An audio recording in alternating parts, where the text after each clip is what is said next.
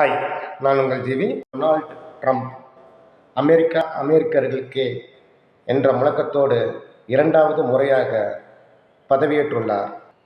அவர் தினந்தோறும் அறிவிக்கும் அறிவிப்புகளால் அண்டை நாடுகளும் மற்ற உலக நாடுகளும் கலங்கிக் கொண்டிருக்கின்றன. சீனா, மெக்சிகோ, கனடா ஆகிய நாடுகளில் இருந்து இறக்குமதியாகும் பொருட்களுக்கு கடும் வரி விதிப்பை விதித்துள்ள நிலையில் அந்த நாடுகளில் இருந்து இறக்குமதி செய்யும் அமெரிக்கர்களுக்கு ஒரு சிக்கல் ஏற்பட்டுள்ளது.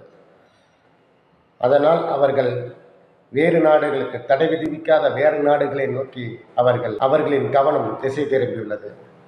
வங்கதேசத்திற்கு அளித்து வந்த நிதி உதவிகளையும் ட்ரம்ப் நிறுத்தியுள்ளார். ஜவுளித்துறையில் அந்நிய செலவாணியை ஈட்டும் முக்கிய நகரமாக நமது திருப்பூர் விளங்கி வருகிறது. இந்நிலையில் அமெரிக்க ஜவுளி இறக்குமதியாளர்களின் கவனம் திருப்பூர் பக்கம் திரும்பியுள்ளது.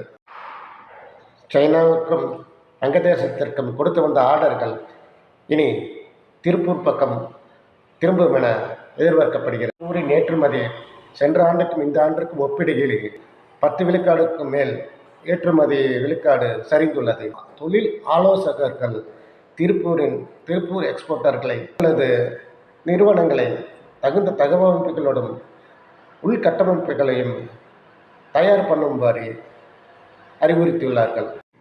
இது திருப்பூர் ஏற்றுமதியாளர்களுக்கு ஒரு ஜாக்பாட் ஆகும். திசை திரும்பி வரும் ஆர்டர்களை செய்வதோடு அல்லாமல் மேலும் அவர்களின் ஆர்டர்களை எடுக்க திருப்பூர் தயாராக வேண்டும் என அனைவரின் எதிர்பார்ப்பாக உள்ளது.